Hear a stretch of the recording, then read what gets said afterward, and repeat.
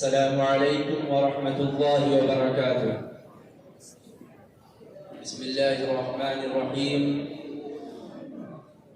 الحمد لله رب العالمين، والصلاة والسلام على سيد الأنبياء والمرسلين وعلى آله وأصحابه أجمعين. أما بعد، فقد قال الله تبارك وتعالى في القرآن المجيد والفرقان الحميد: أعوذ بالله من الشيطان الرجيم، بسم الله الرحمن الرحيم. وقل للمؤمنات يغضضن من أبصارهن ويحفظن فروجهن، صدق الله العظيم. بے پردہ جو نظر آئیں کل چند بیویاں، اکبر زمین میں غیرت قومی سے گڑ گیا. پوچھا جو ان سے آپ کا پردہ وہ کیا ہوا، کہنے لگی کہ عدل پہ مردوں کے پڑ گیا. صدر دی وقار، معزز و مکرم اساتذہ کرام، قابل قدر حکم صاحبان اور حاضرین انجمن،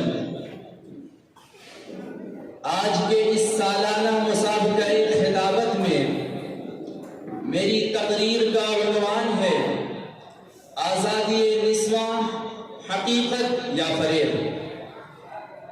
سامعین باتمکین، آپ ادیان عالم کی ورق گردانی کر ڈالیے اور مذاہب سابقہ میں عورتوں کی حیثیت کا جائزہ لیجئے.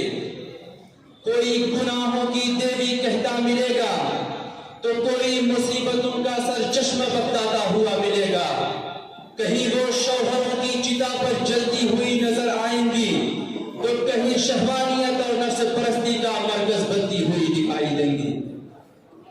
جب یہ کمزور و ناتواں، بے کس و مجبور اور در در کی ٹھکرائی ہوئی دوشیزائیں اقوام عالم کے ہاتھوں ستائی جا چکی، تو خدائی قانون ان مع العسر یسرا کی روح سے صفحہ ہستی پر ایک ایسے ابدی رہنما اور انقلابی قانون کا وجود ہوا جس نے معصوم و مغموم دوشیزاؤں کو ظالم اقوام کے چنگل سے آزاد کرایا اور انہیں وہ حقوق عطا کیے جن سے ادیان عالم نے انہیں محروم کر رکھا تھا.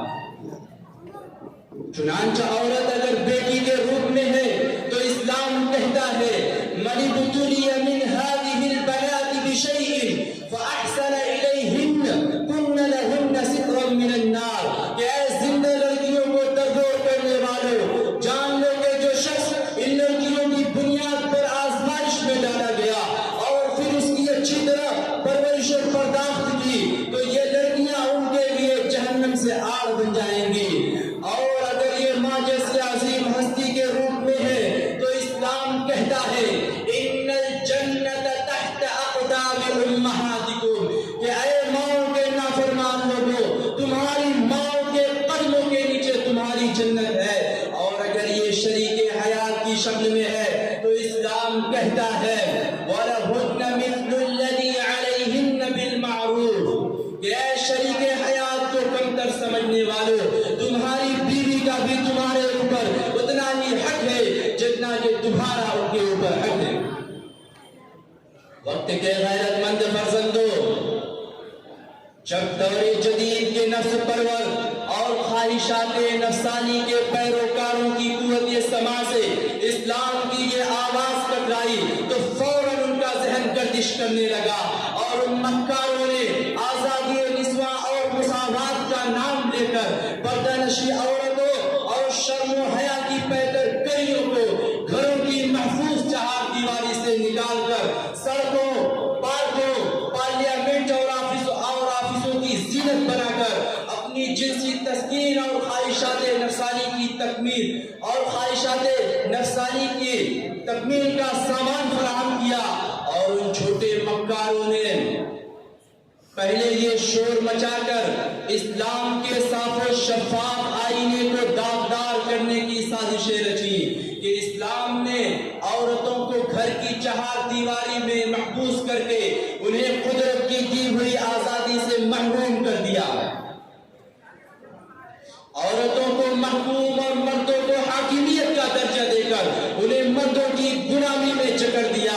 اور جب اس سے اسلام کا چہرہ داغدار نہیں ہوا تو پھر ان روشن خیالوں نے اسلامی تعلیمات کو مسخ کر کے یہ ثابت کرنے کی کوشش کی کہ اسلام نے عورتوں اور مردوں کے درمیان کوئی تفریق نہیں کی ہے، بلکہ مذہب اسلام نے عورتوں اور مردوں کو ایک ہی صف میں لا کھڑا کیا ہے، جنہیں دیکھ کر جدید طبقہ اور روشن خیال مسلمانوں کا مزاج کچھ اس طرح بدلا کہ انہوں نے بھی اپنی بیٹیوں کو گھروں کی چہار دیواری سے نکال کر کلبوں، آفیزوں اور شاہراہوں کی زینت بنا کر حسن پرستوں کے لیے شہوت رانی کا دروازہ کھول دیا.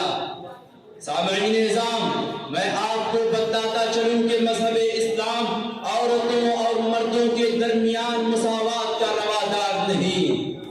اس کا نظام عدل ہے، اور عدل و مساوات کو ایک سمجھنا اسلامی تعلیمات سے ناآشنائی کی علامت ہے. معزز سامعین، عمومی طور پر عورت فطرتاً کمزور واقع ہوئی ہے. اس کا جسم خلقتاً کمزور اور نازک ہے، جو اسے بھاری بھرکم کام کرنے سے روکتا ہے.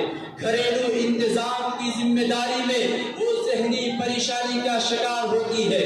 بال بچوں کی دیکھ بھال سے وہ پریشان ہو جاتی ہے، تو پھر وہ ضلع، صوبہ اور ملک کے انتظام کی ذمہ داری کیسے سنبھال سکتی ہے؟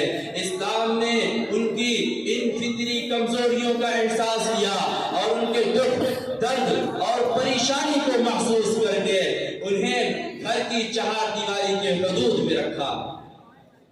تعجب ہے آزادی نسواں کے علم برداروں پر کہ آئے دن عورتوں کا استحصال کیا جا رہا ہے. روزانہ زنا بالجبر اور خودکشی کے واقعات اخبارات و رسائل کی زینت بن رہے ہیں. جہیز کے نام پر عورتوں کو ظلم و ستم کا نشانہ بنایا جا رہا ہے، مگر ان تمام خرابیوں اور برائیوں پر کسی کی نظر نہیں جاتی. اس درندگی کے خلاف کسی کی آواز نہیں اٹھتی. اسی آزادی کے نتیجے میں زناکاری اور شہوت رانی کا بازار گرم ہے، قتل و غارت گری اور اغواکاروں کی کثرت ہو رہی ہے. اس لیے ہماری اور آپ کی ذمہ داری ہے کہ اپنی ماؤں اور بہنوں کو اس فریب خوردہ آزادی سے دور رکھیں، اور خداوند قدوس سے دعا ہے کہ ان معصوم کلیوں کو حضرت فاطمہ رضی اللہ عنہا جیسی عفت و پاکدامنی نصیب فرمائے. آمین. وما